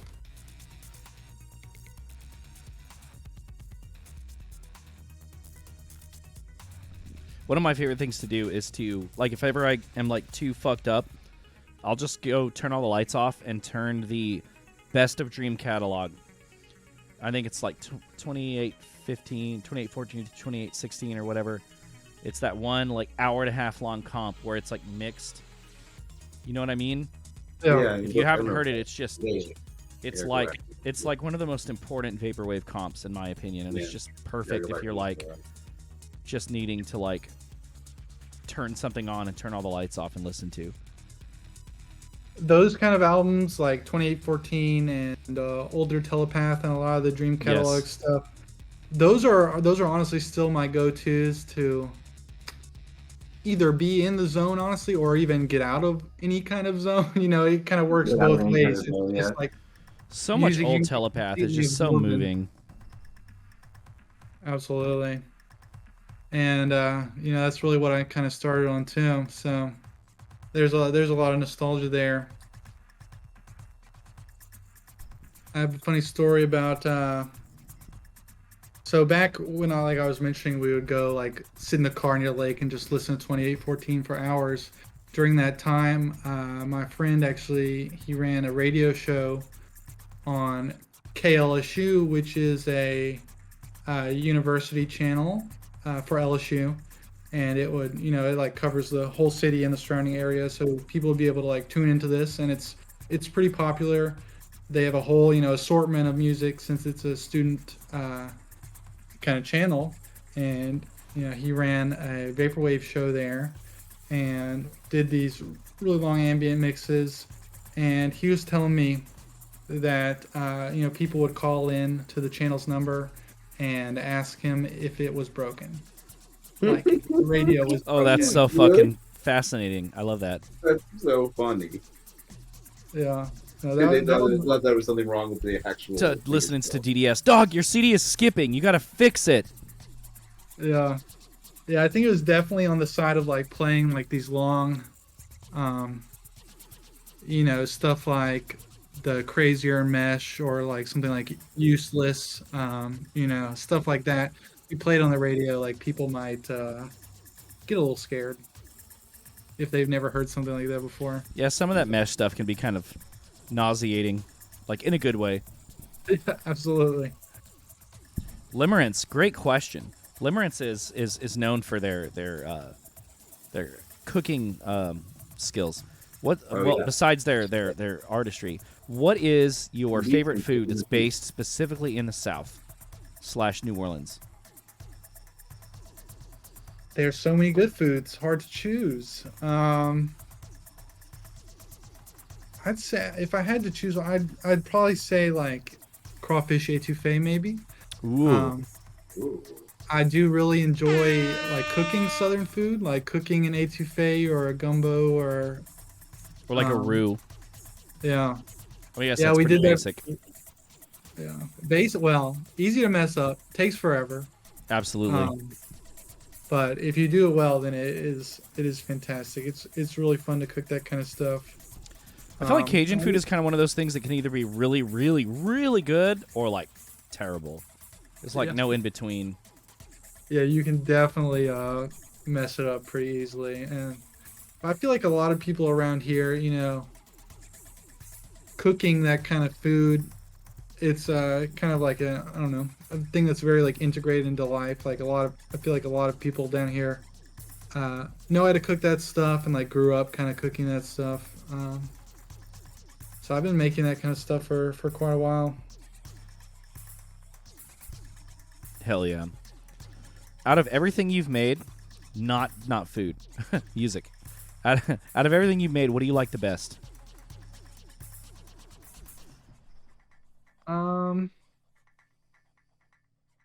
Unfortunately, that answer is probably always going to be something that's in the vault. But I do have Go ahead an and plug your answer. Patreon. Go ahead. I do not have one, but maybe that I need some way to get that out. But I'd say probably my favorite thing of stuff that's readily available is the album Seasons Change. It was me trying to do like a kind of X Waves type thing, like somewhere between vaporwave and future funk, and it had like slow moments and fast moments, and it was really kind of like choppy samples going in and out of different speeds, and I really like stuff like that in general, and I think that was one of the most fun albums to make. And also a fun fact about that album, I guess, is that the cover of it is basically just an ode to Shannon's album cover. Like I tried to stylize them. Shannon. Similarly. You talking about the British artist? I I think they were British. don't think so. From you talking about Shannon from the '80s? They sang "Sweet Somebody." Yeah, Yeah. Okay. they might be British. I think they were British. I don't know. Yeah, we are. Yeah, that is who I'm talking about. I really love her music, and a lot, like probably over half of the samples on that Season Change album were from Shannon, and I kind of tried to recreate that album cover in a more vaporwavy style for that. That was a fun project. But yeah, I'd probably say that's my favorite. Seasons Change. Any chance we could get a link in the chat? But in terms of favorites not out yet, there's a new age album that I'd been working on. Ooh. And I call it the Tranquil Trainer. Okay. And it's kind of based around like a theme around, I would go like Goodwill hunting out random CDs and stuff, and I would just try to find like the weirdest like new age CDs. And I found, I can't remember the name of it off the top of my head, but basically it was like an old like 90s new age CD that it was like half music, half like affirmations and like weird meditative. That sounds fascinating. voices. But the more I got into it, like the weirder it became. It was like, this is not someone making out. This is like a corporation producing new age music. Yeah. And like they would sell these like meditation CDs. Like in the 90s, you could buy like a subscription to them, They were like very expensive. It did seem like some like cult adjacent kind of thing I had stumbled upon. We got to tell iClick about this. Yeah.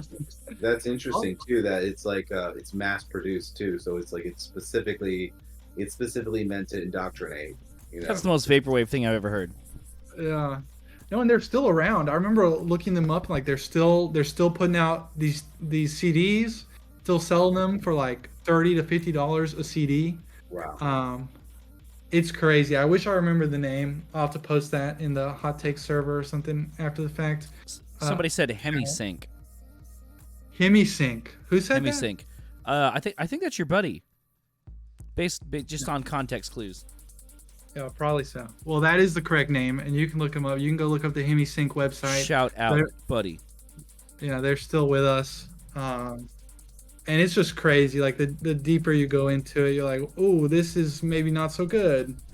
But it's just really interesting, and the whole album that I have in the vault is kind of centered around kind of satirizing this idea. Like it's kind of vaporwave and new age mixed in with like commercials about like, buy this tape to enhance your mind. I've never felt a calm, Decalcify like, your pineal gland. Yeah, like literally like vaporwave mixed with like the Hemisync stolen samples of them saying stuff like that, or like sampling their commercials, like 5 payments of $9.99 to receive this CD. That's funny. Yeah, just pitch that shit down. Yeah. So I'm hoping to put that out eventually. That's one of the things I was hoping to work on Liminal Garden with. And honestly, dude, that method of crate digging is super respectable and underrated. I was hanging out on the Friend Zone server, a Chlorine Mist, previous guest on the show.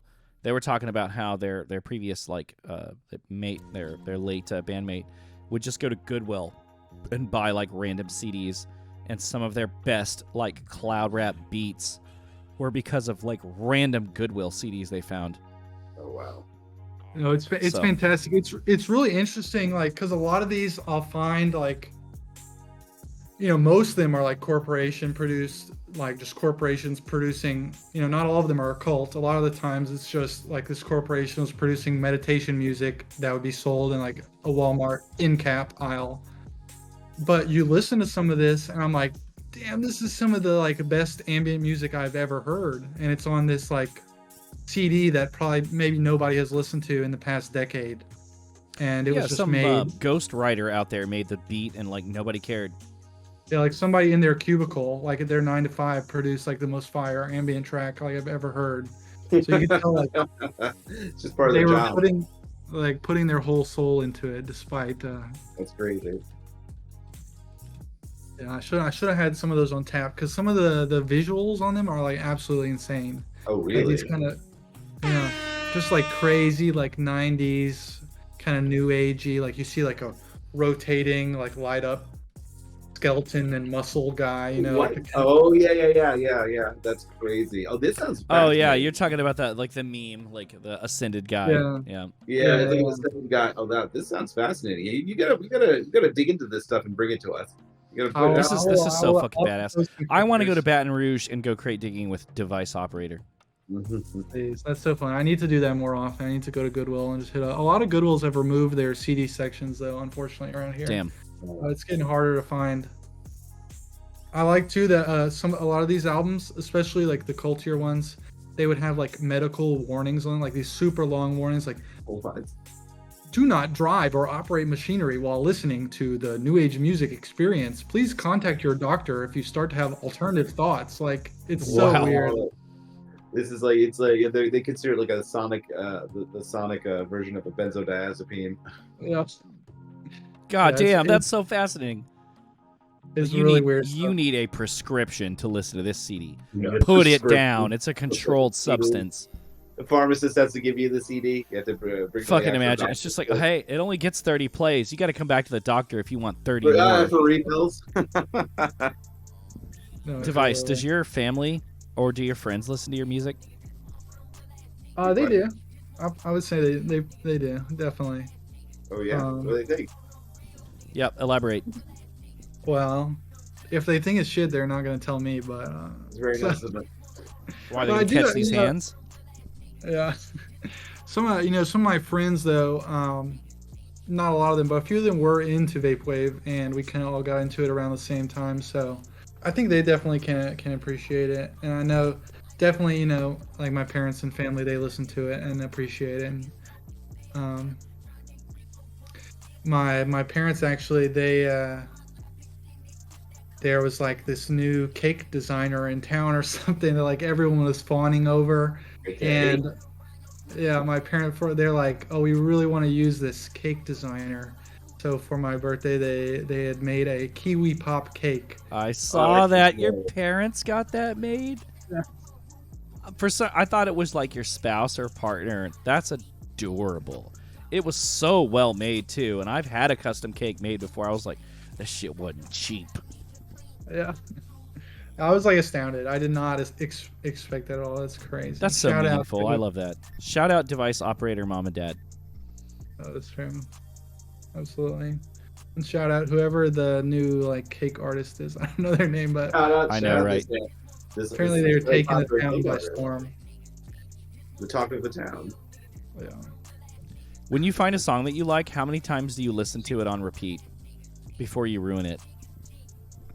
A lot. Or do you consciously try not to ruin, or do you just like whatever happens happens? No, I just ruin it. Honestly, probably the one I did that most recently with was George Clinton's most recent album, Ooh Rap Ya. Especially right because he had come to New Orleans recently, like about a month ago, and I wanted to be able to like sing along with the lyrics and like be in the zone when he was performing live. So for a few weeks prior to that, I was just listening like nothing but that on repeat. And definitely didn't kill it, but could have stretched out a little longer. I'm bad about that. What was your favorite track on Ooh Rap Ya? I've Been Young, definitely. Damn, got to be Justify Your Life for me. Oh yeah, they're all pretty good. It honestly, it took me a while to come around to that whole album, but like once I really got into it, I was like, damn, this is some heavy stuff and some like really powerful stuff. It's good. It's good. He did well. How do And you he feel always about? He does. He does. You know the stakes are high after Slide. The stakes are high. Yeah. Yeah, at the show in that he just came to recently, he was actually like, telling the crowd, he's like, "Oh, I tell every city this that they're my favorite to play, but New Orleans, you're actually my favorite to play." And he was like, part of Slide was actually recorded in New Orleans. Apparently, they stayed in New Orleans for a while and recorded some of the Slide songs there. So I thought that was pretty interesting. That's badass. I didn't know that. I love that. I'm not sure when it was. I think it was maybe, I don't know, maybe after mid 2010, somewhere in that era. Because I remember going to a lot of their shows. Like they would have a ton of shows in New Orleans for about a year, and I think it's because either they were like staying there briefly or like a very extended visit with a friend or something like that. But it was really interesting to learn that they were here for quite a while. How do you feel about Christmas music? I love Christmas music. We actually do you listen to it other parts of the year or just during Christmas? I won't like. I want to know what you think too, Skelly. No, what's that? I want to know what you think as well. Oh, Yeah, I won't like actively seek it out during other parts of the year, but I definitely like Christmas music. Like I like all the classics, but also I started getting into like, all these 80s funk and soul artists. They'll have put out Christmas albums. And I just recently discovered that. Oh, like the Alexander O'Neal album. Yes, they'll have like, these Christmas albums that are full of classics, but in like a super funky and groovy style. And I just think that's fantastic. And I've always wanted to like put out a Christmas album, vaporwave album, sampling that old 80s funk Christmas stuff. And I got a bit of an opportunity to do that because, Pacific Plaza Records, they put out a Christmas album. Shout out if you're looking for, I think there's still some copies available of that Christmas compilation. And I got some 80s sampled Christmas music on there. I think a Utopia District did one as well. So shout out Pacific Plaza and Utopia District for keeping the spirit of Christmas alive. What do you think about comedy music? Honestly, I don't listen to a lot of what would be like maybe classified as comedy music though, but I have to approve of it because I feel like a lot of people would consider some of the stuff we listen to as vaporwave appreciators comedy music. Like that, someone might think Floral Shop is like a meme. That is a good point. That's a pretty common, thing. People will maybe think of that music as a meme. I personally don't think it's great, high artwork. But yeah, I would say I haven't really listened to much comedy music, so I can't really have a good opinion on it. But I'll give anything a chance. So I guess if anybody knows of any good comedy albums, I would definitely like some Rex. I like comedy and I like music, but comedy music just, I don't know, it's not for me. Yeah, I do tend to like comedy. My music, like it's got to be serious. Yeah, I don't know any comedy music. Like if I think of like comedy music, I think of like, I don't know, Lonely Island. And Lonely Island, like that's okay, but I wouldn't like seek it out or play the Concords. What's up? Play the Concords. Nope. Nobody? I don't think I've heard that. Yeah, no, I remember Flight of the Concords. They were Australian, right? New Zealand. It's close. Get good on you. Our Kiwi viewers are going to be like, what? What visuals do you see when you listen to your music or when you are like creating music? What images in your mind do you see? Like if you made a music video for yourself, what do you see? So I guess it would change a lot depending on like the type of music that I'm currently working on. That's fair. I guess I kind of find it easier to maybe make slow music more thematic. I don't know why, but I guess I feel if that. I'm doing Yeah. something like a new age album, I'd be envisioning like maybe these like weird, like somebody making like I was talking about somebody like making new age music in like a cubicle, but it's like the dreamiest stuff you've ever heard. You think about like maybe what is their mindset, like they're like maybe envision like their mind being completely different than their environment. I like a lot of the like old 3D render type stuff, like Bryce renders that you might see on like a cover of an old new age album or a cover of a new vaporwave album. Like the Mind's Eye stuff. Oh, absolutely. That's fantastic. I love those videos. I guess in terms of like actually usable stuff, honestly, I love to, like when making like a set or like a music video, I love to cut up like Winamp visualizers, like watch those and cut them up, and there's like millions of them, but they're all kind of the same vibe, and you can like cut them up and layer them. I really enjoy that kind of stuff. That's sick. Hard as fuck. What is an album that was made before the 2000s that you would make an honorary vaporwave album? Ooh. Oh, Really interesting question. I think I can shout our viewers out for that one. that's a really tough question. I'm terrible with names off the top of my head. I'm trying to think. It would probably, I probably can't come up with a specific name off the fly, but it's got to be some of those like 80s funk and soul albums. Like, I mean, a lot of them are, pretty standard funk music, but some of them like get completely off the rails. Like I know, like Renee and Angela is one that comes to mind. Like especially some of those songs, like intros, they'll have like long extended intros that'll just be like completely off the rails, like super ambient soundscapes, all kinds of ear candy and stuff like that happens before it drops into kind of traditional 80s funk music.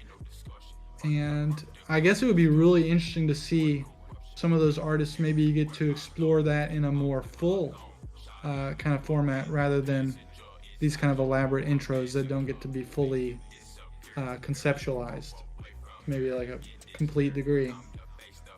I'm sure there's stuff out like that out there. Well said. I just can't think of at the moment. One last question before we go into our outro. What is your favorite one-hit wonder?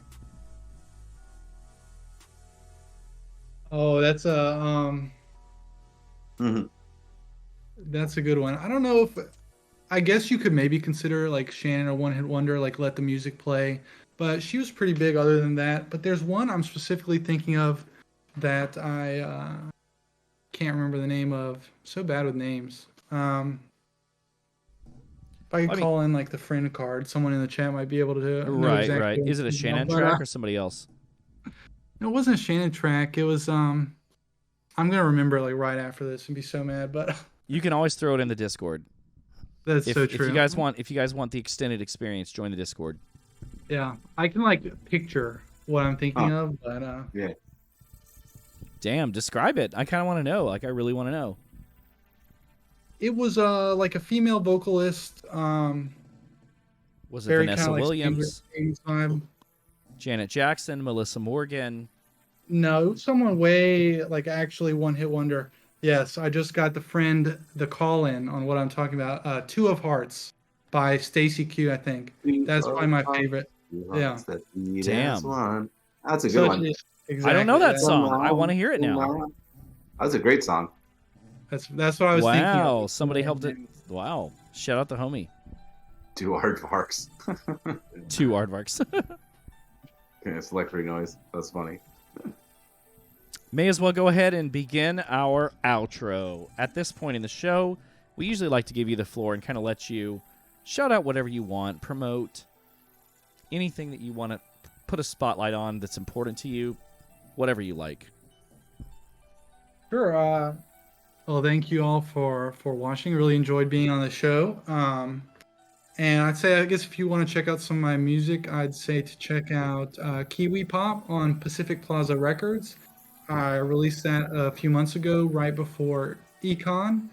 It's kind of upbeat, kind of future funk, trying to fit the future funk I was making previously into a more of a ravey, DJable type vibe.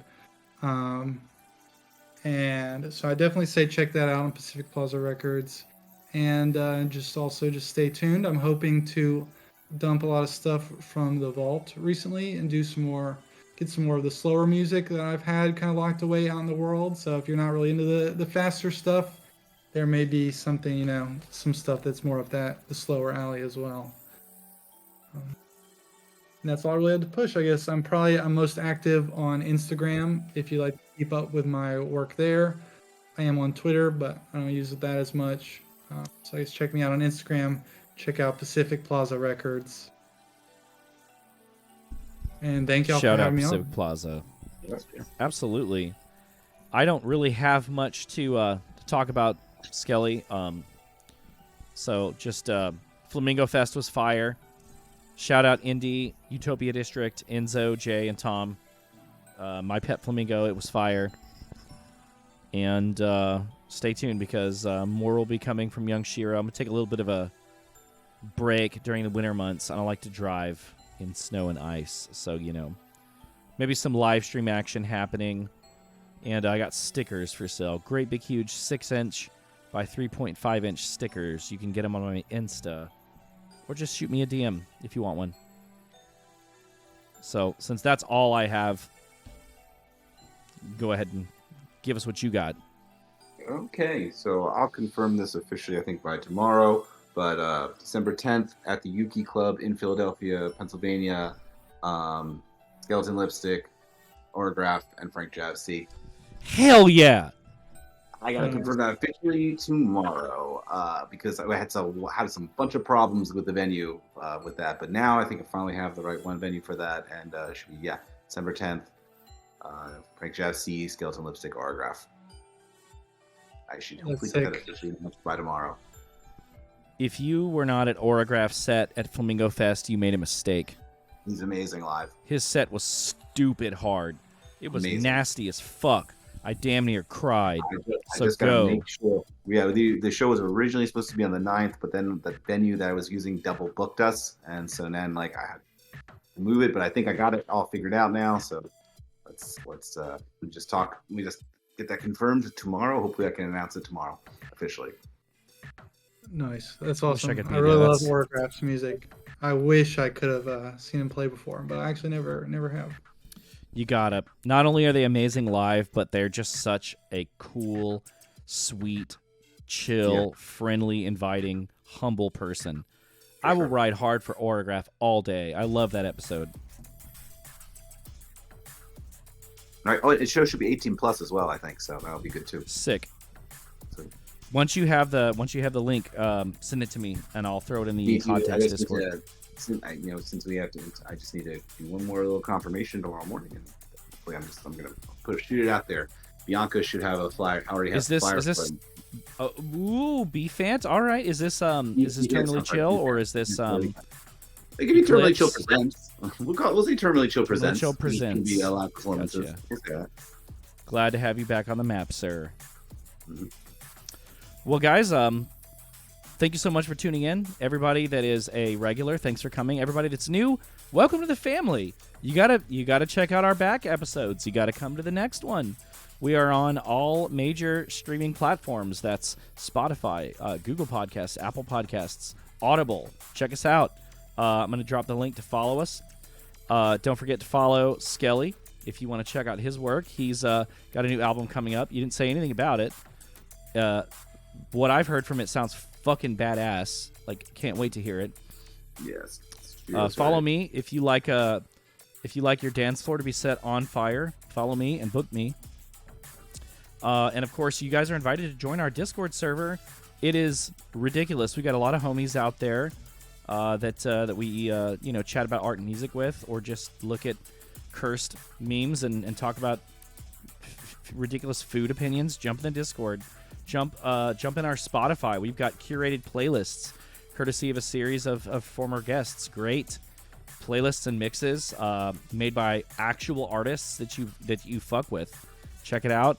And then, of course, if you feel so led, all donations go straight to the show, straight towards commissioning your friends, paying for our expenses to keep bringing this show to you. And then, of course, shout out to the community, Indy Advant, Utopia District, Tiger Blood Tapes. Thanks for all your help. Be sure to follow the homie. And thanks to all of our mods. Thanks to Lux for making sure that my headphones worked. And thanks to Device Operator for bringing, making time out of your evening and bearing with us when we couldn't broadcast, a couple weeks ago. We've got a great special guest coming up, but we don't know who it's going to be yet. Still working on that. But same time, same place, 2 weeks from now. That's Monday, 9 p.m. Eastern, on the 27th of November. Be there. Thank you so much, guys. Have a lovely night, and check out the new iClick album.